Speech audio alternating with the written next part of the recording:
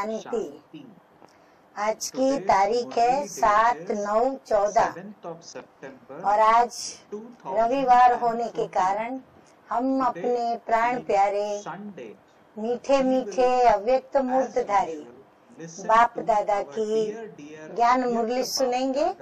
और ज्ञान मुरली की रिवाइज कोर्स की तारीख है 12/12/78 78 की मुरली है।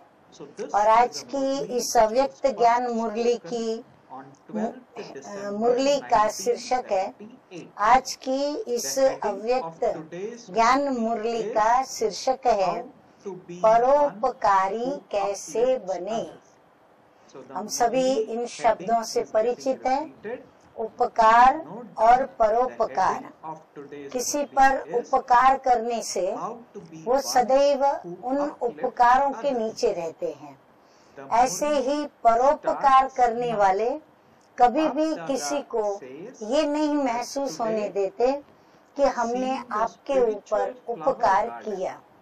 तो शिव बाबा, जो कि हम सर्व आत्माओं के कल्याणकारी परम पिता परमात्मा हैं, तो वो हम बच्चों के ऊपर ऐसे उपकार करते हैं जिसे हम परोपकार कहेंगे। क्योंकि मीठे मीठे बाप दादा जो भी हम बच्चों के ऊपर उपकार करते हैं, तो वह बाबा कहते हैं तुम मेरे रूहानी बच्चे हो, तो इसीलिए तुम रूहानी बच्चों का कल्याण करना ये मेरा स्वभाव है, ये मेरा संस्कार है, ये मेरी बात है। तो आइए सुनते हैं कि आज मीठे मीठे बाप दादा हम बच्चों से क्या परोपकार के विषय में कहते हैं। तो बाप दादा कहते हैं, आज रूहानी फुलवाड़ी, रूहानी चैतन्य बगीचे के हम चैतन्य फूल हैं। और ये फुलवाड़ी मीठे मीठे शिव बाबा और ब्रह्मा बाबा की है। तो बाप दादा की ये रूहानी फुलवाड़ी अर्थात सदा रूहे गुलाब बच्चों के संगठन को देख। ये फुलवाड़ी रूहे गुलाबों की है, यानी वो गुलाब के पुष्प जो रूहानी खुशबू देते हैं, जिनके अंदर रूहानियत भरी हुई है। तो बाबा ऐसे रूहे गुलाब बच्चों के संगठन को देख हर एक बच्चे की विशेषता को देख रहे हैं। मीठे मीठे बाप दादा, जब भी हम बच्चों को देखते हैं तो हम बच्चों को देखते ही बाबा हम बच्चों की विशेषता को ही सदैव देखते हैं। तो मीठे मीठे बाप दादा ने हम बच्चों के अंदर क्या देखा। तो बाबा कहते हैं बच्चों में देखा 3 प्रकार की विशेषताएं हैं। अब वो 3 प्रकार की विशेषताएं कौन सी, वह भी बाबा बता रहे हैं। एक, सदा अपनी रूहानियत की स्थिति में स्थित रहने वाले, अर्थात सदा खिले हुए। बाबा ने कहा ना रूहे गुलाब हो, तो रूहे गुलाब की स्थिति क्या होंगी, रूहानियत से भरी हुई और वो सदा खिले हुए। फिर दूसरे बाबा कहते हैं रूहानियत की स्थिति अनुसार सदा काल खिले हुए नहीं है। अब जिसकी जितनी परसेंटेज में रूहानियत वाली स्थिति, तो बाबा कहते हैं वो सदे पूरे खिले हुए नहीं है, लेकिन निश्चय स्वरूप होने के कारण रूप की सुंदरता अच्छी है। लेकिन निश्चय बुद्धि होने के कारण भले वो अध खिले हैं या बंद कली है या तो कुछ ज्यादा खिले हुए हैं, परंतु निश्चय बुद्धि है, इसीलिए वो अध खिले हुए या कली के रूप में या परसेंटेज में खिले हुए फूल, उनकी सुंदरता जो है वो बड़ी अच्छी दिख रही है। अच्छा, तीसरे बाबा कहते हैं कि बाप से स्नेह और संबंध के आधार से आधे खिले हुए होते भी स्नेह और संबंध की खुशबू समाई हुई है। हाँ, कोई फूल भले आधा खिला हुआ हो, परंतु यदि उसमें खुशबू ना हो तो वो फूल मजा नहीं देता। परंतु ये बाबा ने देखा कि कई बच्चे आधे खिले हुए हैं, परंतु स्नेह और संबंध की खुशबू जो है वो उनके अंदर समाई हुई है।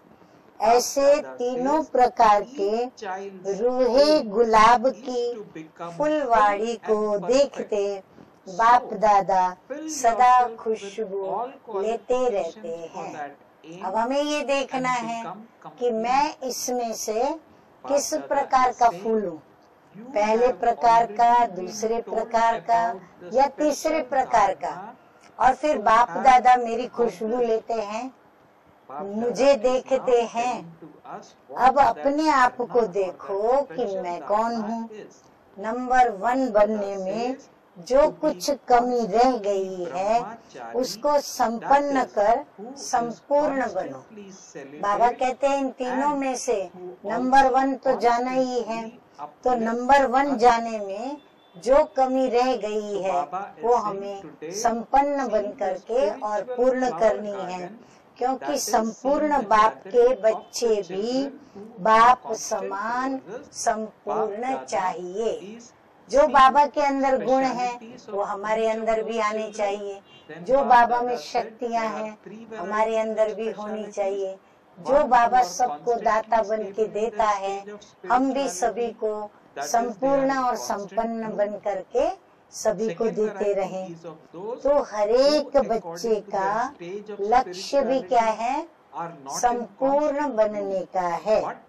तो लक्ष्य प्रमाण सर्व लक्षण स्वयं में भरकर संपन्न बनो। बाबा कहते जैसा लक्ष्य वैसा लक्षण।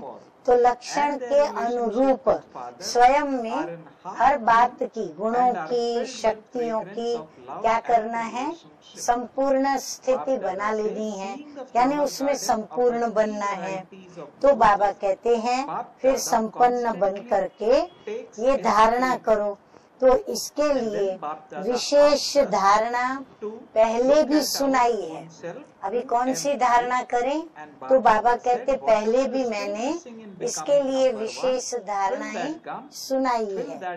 फिर से बाबा रिपीट कर रहे हैं। तो बाप दादा कहते हैं सदा ब्रह्मचारी। एक तो वो जैसे ब्रह्मा ने किया वैसे करने वाले, अर्थात कदम पर कदम रखने वाले। दूसरे बाबा कहते हैं ब्रह्मचारी अर्थात ब्रह्मचारी। ब्रह्मचारी माना पवित्र, और जो पवित्र रहेगा वही ब्रह्मचारी बन पाएगा। ब्राह्मण माना पवित्र, और ब्राह्मण माना प्रजापिता ब्रह्मा के बच्चे, तो उनको फॉलो करने वाले, उनके कदम पर कदम रखने वाले, श्रीमत पर चलने वाले। और श्रीमत हमें ब्रह्मचर्य व्रत में रखती है। तो ब्रह्मचारी और सदा परोपकारी।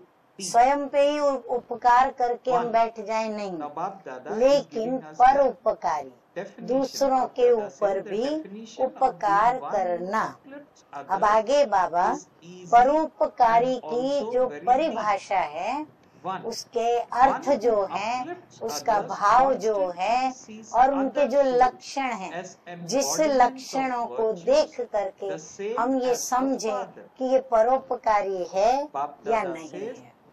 या फिर हम अपने को देखें कि मैं परोपकारी कहाँ तक आत्मा बनी हूँ। तो परोपकारी की परिभाषा सहज भी है और बाबा कहते हैं गुह्य भी है।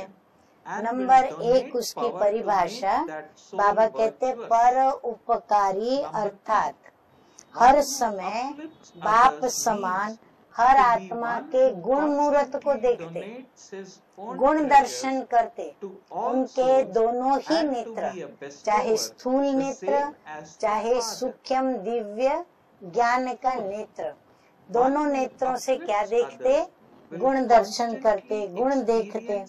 दूसरा परोपकारी किसी की भी कमजोरी व अवगुण को देखते अपनी शुभ भावना से और सहयोग की कामना से उसको गुणवान बनने की शक्ति का दान देंगे। कि दूसरे वृत्ति से ऐसे अंदर में पावरफुल होंगे जो उस व्यक्ति की, उस आत्मा की जहाँ कोई कमजोरी देखी, कमी देखी, वो तुरंत अपनी शुभ भावना से और सहयोग की कामना से क्या करेंगे, उस आत्मा को गुणवान बनाने की शक्ति भरेंगे, अर्थात शक्ति का दान देंगे। तीसरा, परोपकारी अर्थात सदा बाप समान स्वयं के खजानों को सर्व आत्माओं के प्रति देने वाले दाता रूप होंगे।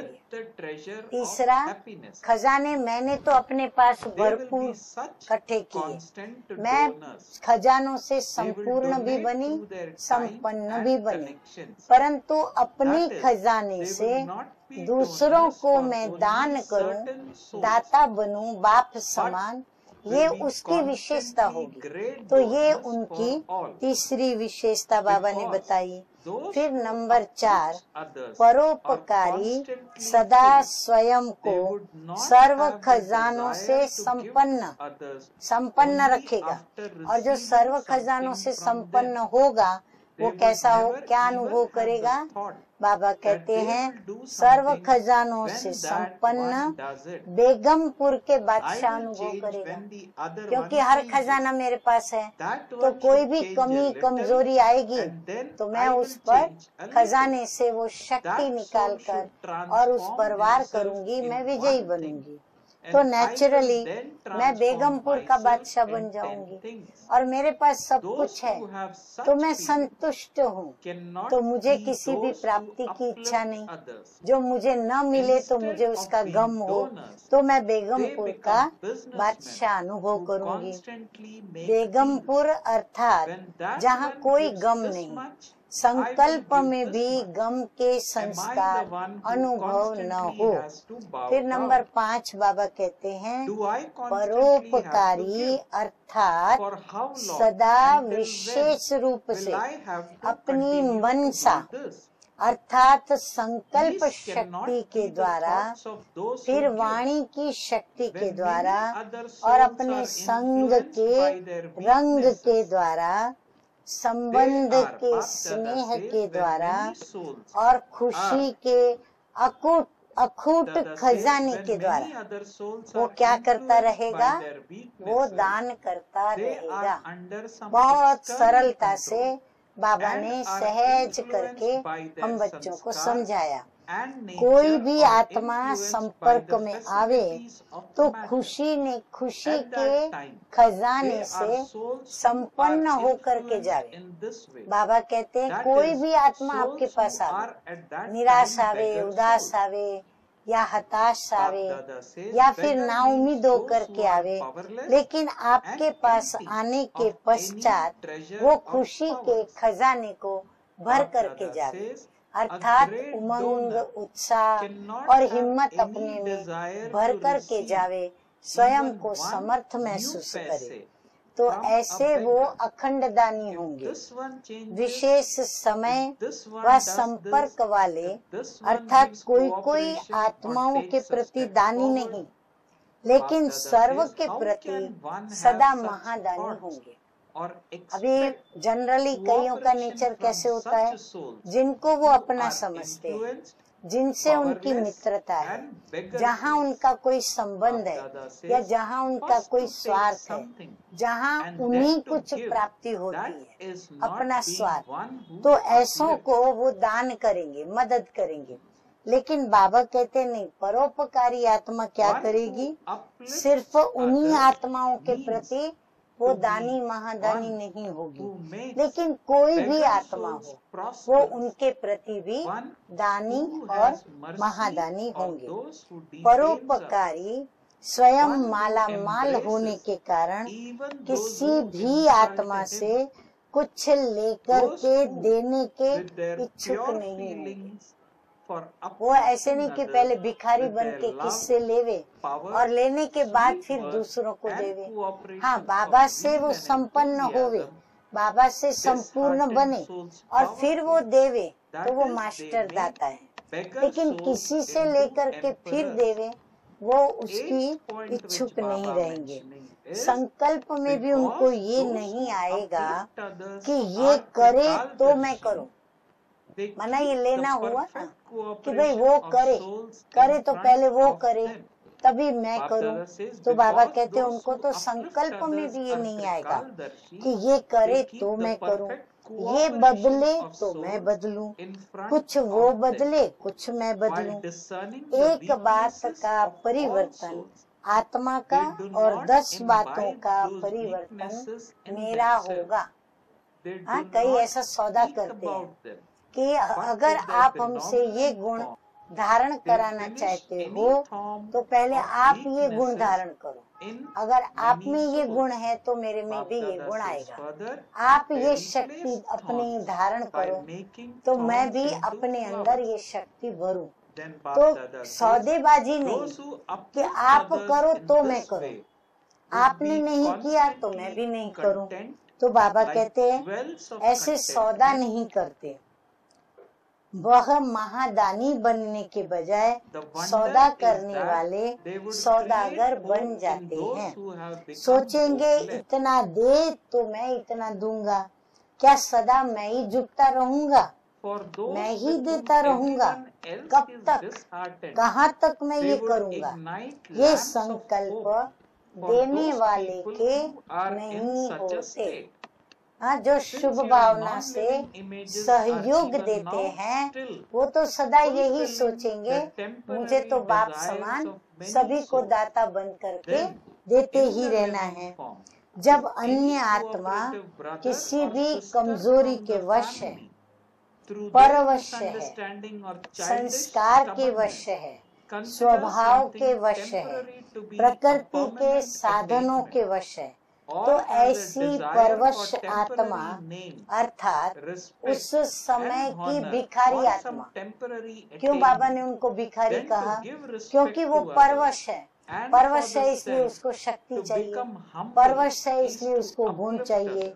संस्कारों में ऐसी आदतें हैं उसकी मिटती नहीं, तो इसीलिए उनको वो संस्कारों को मिटाने के लिए शक्ति चाहिए। स्वभाव ऐसा नहीं जो सरलता से किसी को अपना बनाकर और उनसे सहयोग ले सके, उनकी शुभ कामनाएं, शुभ भावनाओं की दुआएं उनको मिले। तो ऐसी परवश आत्मा अर्थात उस समय की भिखारी आत्मा, भिखारी अर्थात नोट करे सभी, भिखारी अर्थात शक्तिहीन, शक्तियों के खजानों से खाली। तो जो शक्तियों के खजानों से खाली हैं, शक्तिहीन समझते हैं अपने को, बाबा कहते हैं वो आत्मा कैसी हो गई? क्या उसको हम कहेंगे कि वो दाता की संतान, मास्टर दाता है? नहीं, वो हो गई जैसे भिखारी आत्मा। अभी आगे बाबा बताते हैं महादानी भिखारी से 1 पैसा लेने की भी इच्छा नहीं रखते। हाँ, दाता माना क्या? दानी माना देने वाला, तो वो लेने की तो इच्छा रखेगा ही नहीं। तो उसमें भी जो भी उनके स्नेह संबंध संपर्क में आएंगे उनसे वो कभी भी 1 पैसा लेने की भी इच्छा नहीं रखते। ये बदले वा वो ये करे वा ये कुछ समय सहयोग दे, कदम आगे बढ़ावे, ऐसे संकल्प व ऐसे सहयोग की भावना परवश शक्तिहीन भिखारी आत्मा से क्या रख सकते? हाँ, ऐसी आत्माओं से तो उम्मीद रख ही नहीं सकते हैं। कुछ लेकर के कुछ देना उसको परोपकारी नहीं कहा जाता। किसी से लेकर के हम देवे तो वो परोपकारी नहीं हुए। लेकिन जब हम अपने ही खजाने से हम किसी को दें तब कहा जाए परोपकारी। और फिर नाम मान शान की इच्छा भी नहीं कि मैं उन डोल पीटूं कि मैंने इनको दिया, या वो मेरे लिए डोल पीटे कि भाई इन्होंने मुझे दिया, तो वो मान शान की इच्छा से भी परे होंगे। अच्छा, नंबर 7 है परोपकारी, अर्थात भिखारी को भी माला माल बनाने वाले, अपकारी के ऊपर भी उपकार करने वाले, गाली देने वाले को भी गले लगाने वाले, अपने ऊपर उपकार की शुभ भावना से, स्नेह से, शक्ति से, मीठे बोल से, उत्साह और उमंग के सहयोग से दिल शिकस्त को शक्तिवान बना दे, अर्थात भिखारी को भी बादशाह बना दे। कितने सरल शब्दों में और कितनी सारी बातें हम मनुष्य आत्माओं की भावनाओं की अंदर की भी और बाहर की भी लेन देन की बात मीठे मीठे बाप दादा ने स्पष्ट की। नंबर 8 है परोपकारी, त्रिकालदर्शी होने के कारण ही आत्मा के संपूर्ण सहयोग को सामने रखते हुए, त्रिकालदर्शी होने के कारण उसे पता है कि मुझे इसको क्या संपूर्ण बनने के लिए, क्या संपूर्ण सहयोग मुझे क्या देना है। तो हर आत्मा की कमजोरी को परखते हुए उस कमजोरी को स्वयं में धारण नहीं करेंगे, उसकी कमजोरी को परखेंगे जरूर, परंतु अपने अंदर ले लेवे वो नहीं, वो समाएंगे नहीं, वर्णन भी नहीं करेंगे। लेकिन अन्य आत्माओं की कमजोरी का कांटा कल्याणकारी स्वरूप से समाप्त कर देंगे। समावे, फिर वर्णन करे, यहाँ बताया वहाँ बताया, वो ऐसे नहीं करते। लेकिन कल्याणकारी स्वरूप से बाबा कहते हैं उनकी कमजोरी का कांटा वो निकाल देंगे, कमी उसकी मिटा देंगे, खत्म कर देंगे। कांटे के बजाय कांटे को भी वो फूल बना देंगे।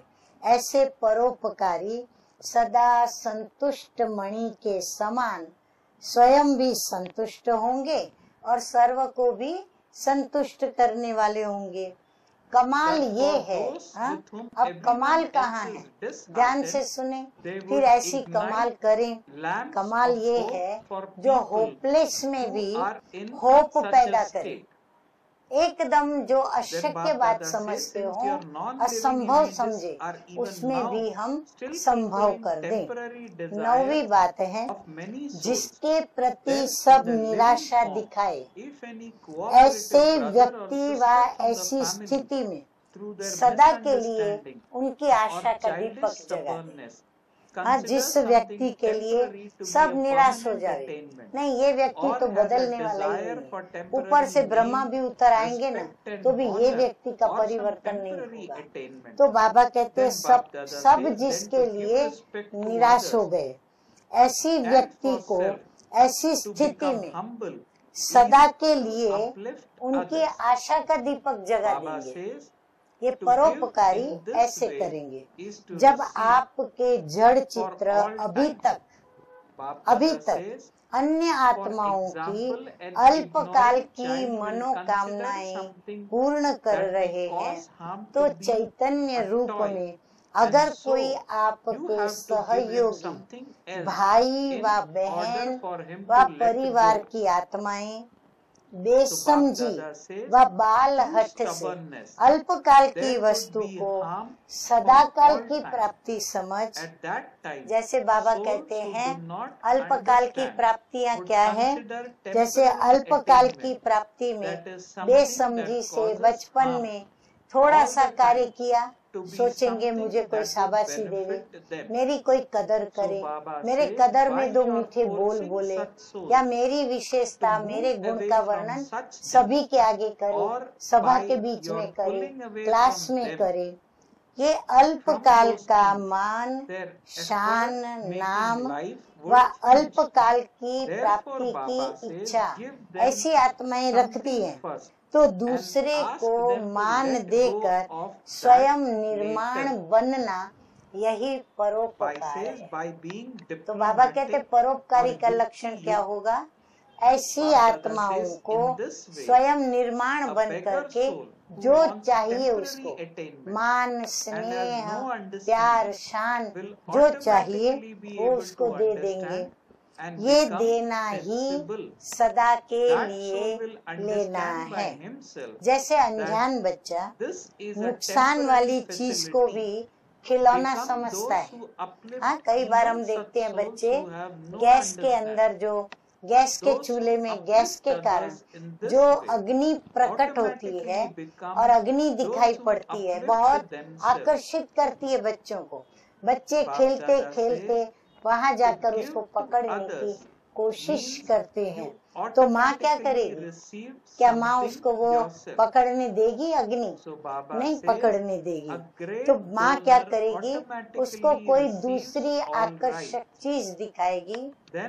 वो खिलौना समझता है उस भयंकर चीज को, परंतु माँ उसे कोई आकर्षक चीज देकर उससे छुड़ाती है। उसको वहां जाने से, उसको वहां से हटाने के लिए उसके सामने दूसरी आकर्षक चीज पेश करती है और उसको लालच देती है, और फिर वो लालच से उसको वहां से हटाती है। हठ से सदा काल का नुकसान होता है। अगर बच्चा हठ करे कि नहीं, मैं वो गैस के चूल्हे पर जब जलता है मैं उस अग्नि पर हाथ रखूं, क्या होगा बच्चे का? बच्चा जल जाएगा। तो ये हठ क्या होती है?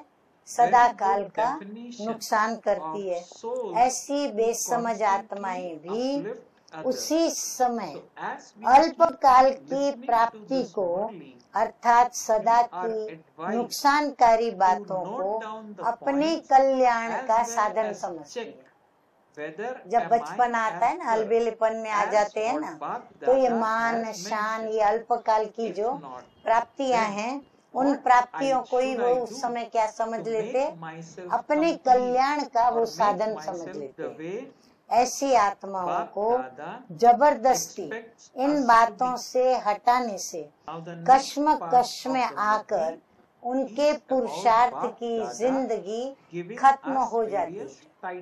कई बार खींचातानी होती है ना, वो चाहता है मैं उसको पकड़ूं, और फिर उनको समझाने वाले कहते हैं तुम्हें नहीं पकड़ना है, तो कश्मकश हो जाती है। तो उसकी पुरुषार्थ की जो लाइफ है, जिंदगी है, जो उसको आगे पुरुषार्थ करना है, वो आगे न जा करके उसी कश्मकश में अपने पुरुषार्थ को ढीला करके, और हो सकता है जिंदगी खत्म कर दी, अर्थात संगम युगी ब्राह्मण जीवन समाप्त करके वो फिर से शूद्र कुल के अंदर दाखिल हो जाएगा और अपना नुकसान करेगा।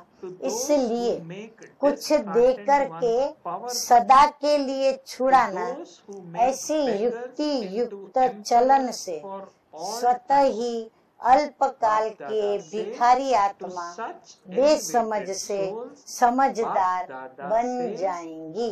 हाँ, तो बाबा कहते हैं ऐसी जो भिखारी आत्माएं हैं, उनको यदि कश्मकश में न ले जा करके, यदि कुछ दे करके उसको युक्ति से छुड़ा लेंगे, तो वो आत्मा भी बेसमझ से क्या बन जाएगी? समझदार बन जाएगी।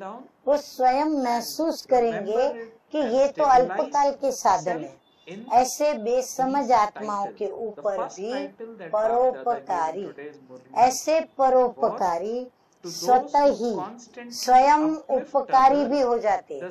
दूसरे पर उपकार करने से स्वयं पर भी उपकार हो जाता है। महादानी ही सर्व अधिकारी स्वतः ही हो जाते हैं। अच्छा, तो बाबा कहते हैं बच्चों ने समझा कि परोपकारी की परिभाषा क्या है।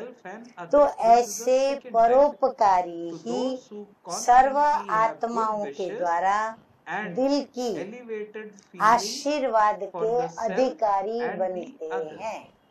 बाबा कहते हैं ऐसे जो परोपकार करने वाले बच्चे हैं वो दिल की आशीर्वाद प्राप्त करते हैं और दिल की आशीर्वाद के वही अधिकारी बनते हैं। ऐसे परोपकारी आत्माओं के ऊपर सदा सर्व आत्माओं के द्वारा प्रशंसा के पुष्पों की वर्षा होती है। समझा? अच्छा, अभी मीठे मीठे बाप दादा टाइटल देते हुए याद प्यार दे रहे हैं। बाप दादा कहते हैं ऐसे बाप समान सदा उपकारी, स्वयं और सबके प्रति शुभ भावना और श्रेष्ठ कामना रखने वाले, अखूट खजानों के मालिक, अखंड दानी, दिल शिकस्त को शक्तिशाली बनाने वाले, भिखारी को सदा काल का बादशाह बनाने वाले, ऐसे श्रेष्ठ आत्माओं को बाप दादा का याद प्यार और गुड मॉर्निंग। रूहानी बाप की रूहानी बच्चों को नमस्ते। हम रूहानी बच्चों का रूहानी बाप दादा को याद प्यार, गुड मॉर्निंग और नमस्ते नमस्ते। तो अभी हम सुनेंगे मीठे मीठे बाप दादा का वरदान। तो आज का वरदान है बाप को साथ रखते हुए पवित्रता रूपी स्वधर्म को सहज पालन करने वाले मास्टर सर्वशक्तिमान भव। बाप दादा की आज्ञा अनुसार, बाप दादा के महावाक्य अनुसार मीठे मीठे बाबा ने हम बच्चों को आज्ञा की है, श्रीमत दी है कि बच्चे पवित्र बनो। क्यों? क्योंकि ये हमारा स्वधर्म है। तो ये स्वधर्म उसका पालन करने के लिए शक्ति खत्म हो चुकी है। तो वो शक्ति हम कहाँ से लेंगे? तो बाबा कहते हैं बाबा को सदैव साथ में रखो और सर्वशक्तिमान बाप को याद करें और हम भी मास्टर बने। तो मास्टर सर्वशक्तिमान बनके, और यदि हम पवित्रता रूपी स्वधर्म का पालन करेंगे तो ये सहज मार्ग, सहज योग सिद्ध होगा। आगे बाबा कहते हैं आत्मा का स्वधर्म पवित्रता है, अपवित्रता पर धर्म है। स्वधर्म है पवित्रता और पर धर्म है अपवित्रता। जब स्वधर्म का निश्चय हो गया तो पर धर्म हिला नहीं सकता। बाप जो है जैसा है, अगर उसे यथार्थ पहचान कर साथ रखते हो तो पवित्रता रूपी स्वधर्म को धारण करना बहुत सहज है, क्योंकि साथी सर्वशक्तिमान है। सर्वशक्तिमान के बच्चे मास्टर सर्वशक्तिमान के आगे अपवित्रता तो आ ही नहीं सकती। अगर संकल्प में भी माया आती है, हाँ बाबा कहते हैं अगर संकल्प में भी माया आती है तो जरूर कोई गेट खुला है जहाँ से वो प्रवेश करती है, अथवा निश्चय में कमी। हाँ, निश्चय तो बहुत सारी बातों में रखना है। बाबा में निश्चय, ब्रह्मा बाबा में निश्चय, ज्ञान में निश्चय, जो भी ज्ञान की सत्य बातें बताई जाती है उसमें निश्चय। ऐसे निश्चय तो बहुत बातों में रखना पड़ता है।